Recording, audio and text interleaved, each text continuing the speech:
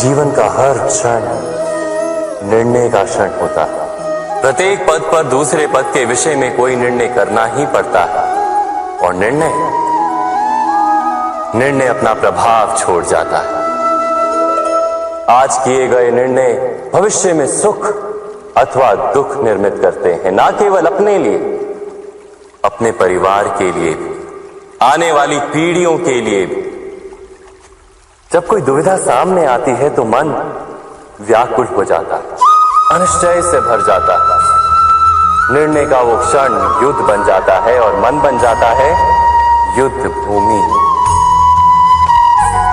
अधिकतर निर्णय हम दुविधा का उपाय करने के लिए नहीं, केवल मन को शांत करने के लिए लेते हैं। पर क्या कोई दौड़ते हुए भोजन कर सकता है? नहीं।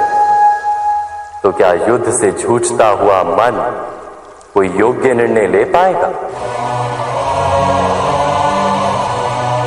वास्तव में शांत मन से जब कोई निर्णय करता है तो अपने लिए सुखद भविष्य बनाता है, किंतु अपने मन को शांत करने के लिए जब कोई निर्णय करता है तो वो व्यक्ति भविष्य में अपने लिए कांटों भरा वृक्ष लगाता है।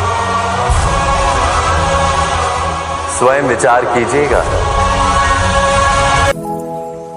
निर्णय के क्षण में हम सदा ही किसी अन्य के सुझाव, सूचना, मंत्रणा या परामर्श को आधार बनाते हैं और हमारे भविष्य का आधार हमारे आज लिए गए निर्णय के ऊपर होता है। तो क्या हमारा भविष्य किसी अन्य के परामर्श, किसी अन्य के सुझाव का फल है? क्या हमारा संपूर्ण जीवन किसी अन्य की बुद्धि का परिणाम? क्या हमने कभी विचार किया है? सबका अनुभव है कि भिन्न भिन्न लोग एक ही स्थिति में भिन्न भिन्न परामर्श देते हैं। मंदिर में खड़ा भक्त कहता है कि दान करना चाहिए और चोर कहता है यदि अवसर मिले तो इस मूर्ति के श्रृंगार चुरा दो। धर्म से भरा हृदय धर्ममय सुझाव देता है और अधर्म से भरा हृदय अधर्म का परामर्श देता है। धर्ममय सुझाव का स्वीकार ही मनुष्य को सुख की ओर ले जाता है, किंतु ऐसे परामर्श का स्वीकार करना तभी संभव होता है जब हृदय में धर्म हो। अर्थात किसी का सुझाव अथवा परामर्श स्वीकार करने से पूर्व स्वयं अपने हृदय में धर्म को स्थापित करना क्या आवश्यक नहीं? स्वयं विचार कीजिए।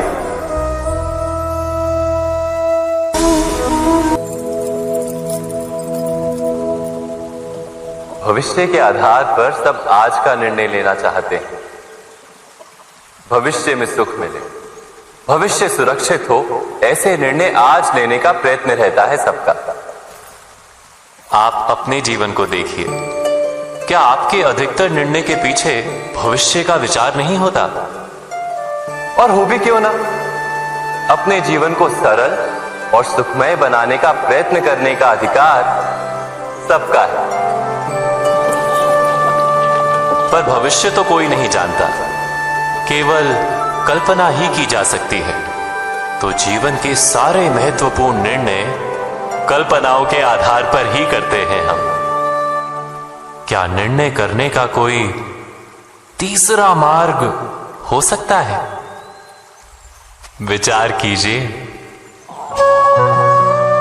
सारे सुखों का आधार धर्म है और वो धर्म मनुष्य के हृदय में बसता है।